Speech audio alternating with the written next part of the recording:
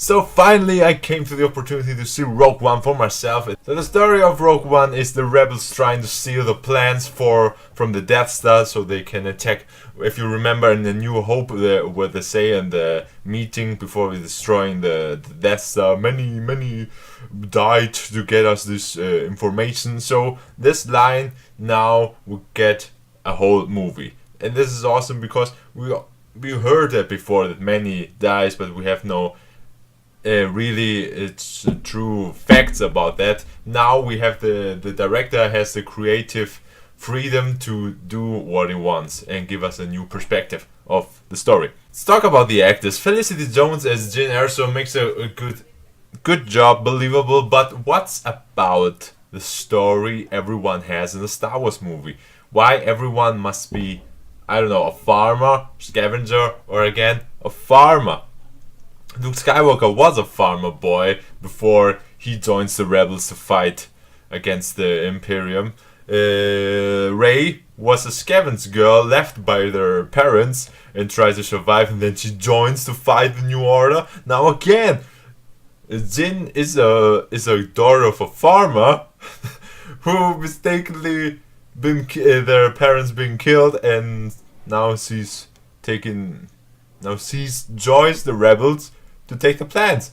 So be somehow new, be somehow creative with our main heroes to make something new we haven't seen before. We know we always have to follow the pattern, but still have some guts.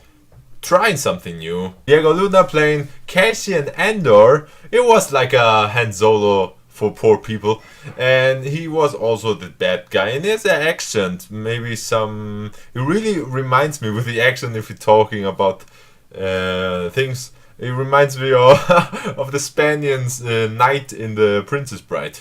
Yeah, I know, two movies very similar, but it reminds me that it was like a dickhead, but he really tried to be that cool, yeah, awesome ranger thing, just like Han Solo, but it didn't work really for me. But he was, yeah, okay, mediocre. The coolest character in Rogue One was for me the droid, voiced by Alan Tudyk. He was awesome. He was just like the sarcastic, black, humorous version of C-3PO. C-3PO was okay. He was more the human version. He always told us how's the odds. But the same thing does here. K something, I already forgot the name. But he's delivered that in a satiric version. That was awesome. It's just like the odds versus survivor is 20 to 30% or less for you, not for me. It was awesome, and he also could kick some ass. But my two favorite characters in the Rogue One was the two Asian actors, Donnie Yen and Wang Yang. That was so awesome, the two guys. Donnie Yen he was a blind man with his battle staff, and he kicks stormtroopers' ass. And Wen was this space marine assault guy who kills everyone with his fucking awesome MG. And this movie again proves that stormtroopers are the stupidest and useless guards that this planet or Star Wars universe have. They cannot hit nothing. Their aiming is so terrible. Riz Ahmed played the pilot Bodhi Rook, and he was kidnapped by the Imperium so they can learn some informations. But he didn't want to give them freely. So the thing how they get the information was really strange. There was this gigantic tentacle octopus thing when he's nearly approached him, and he with the gigantic tentacles just squeezed his head.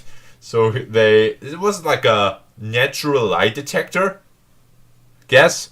And it reminds me a lot of, remember the animated show Rocky's Modern Life, where the superhero was with the nipples of truth, where they stuck them in the eyes of a character to see if he's lying? That reminds me. Governor Tarkin, played by Guy Henry, I liked the part. I liked some parts of his. In some situations he was this awesome general general guy. In some other scenes, he was like a whiny bitch who just did, I want that. I get the mission. I want to take the credit. Okay.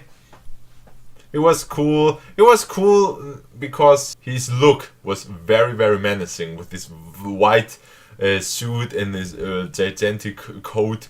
That was fucking awesome. But the delivering sometimes was weak. Okay, now let's talk a little bit about the negative things I had about the movie. I know it's not perfect, but there is something I didn't really like. First of all, the soundtrack was changed. No John Williams now composing this. It was, I guess, Michael Giacchiamo, some Italian dude.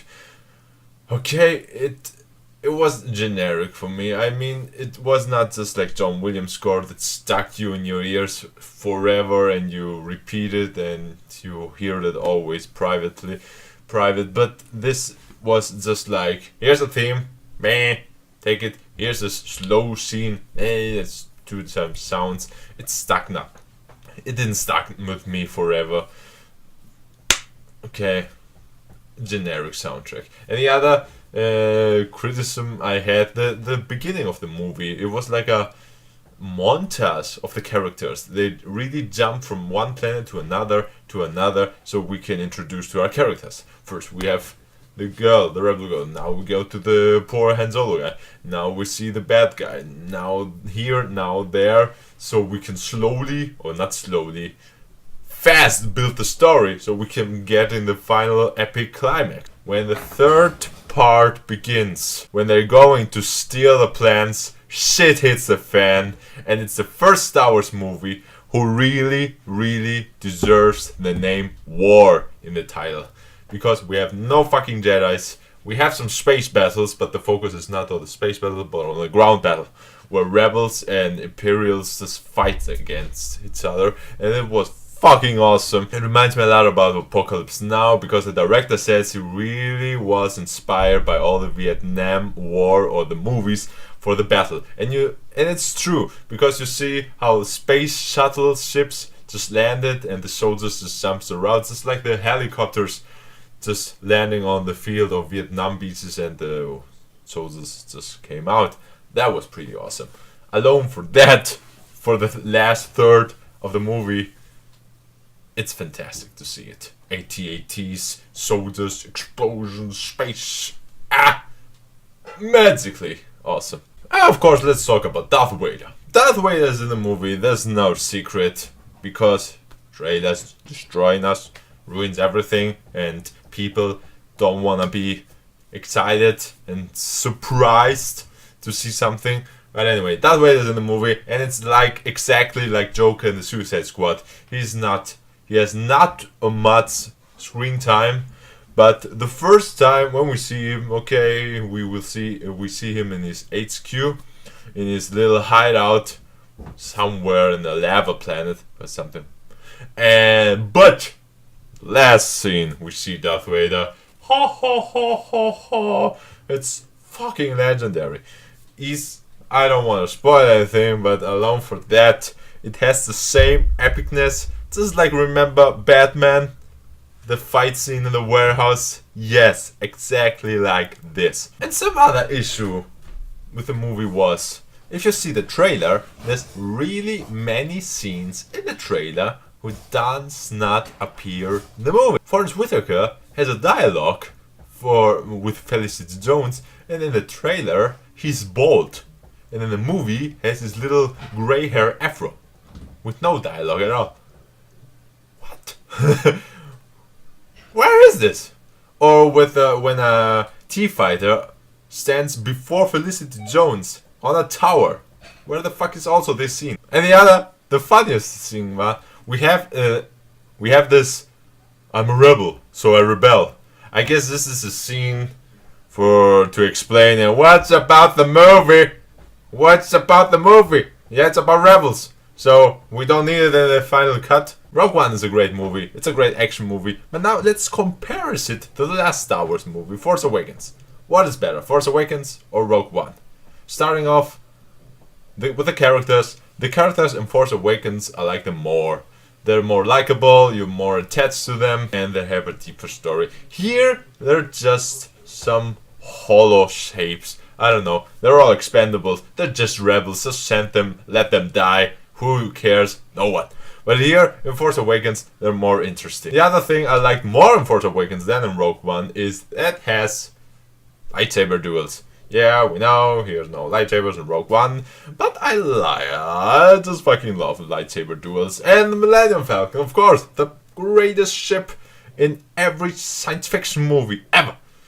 It's not in the Rogue One, so fuck you, Rogue One. But the other thing I like more in Rogue One are the action scenes. How they handle the action scenes, and they're so fucking awesome. And now I say my top 3 Star Wars movies. Rogue One is on number 3. Then on number 2, Force Awakens, and on number 1, Empire Strikes Back. And what have all the 3 movies in common? Yes, they are not directed by George Lucas, thank God.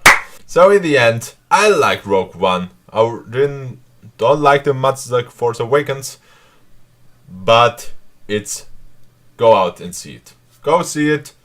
It's an awesome Star Wars movie. I don't know if it worked if we don't have the stamp of a Star Wars movie, just like a lone rebel invasion movie, just like Dirty Dozen. Anyways, have you seen Rogue One? What do you think about the movie? And yeah, it's better as Force Awakens for your opinion? Or how is your top 3 Star Wars movies?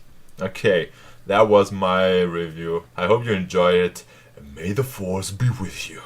So long and good night.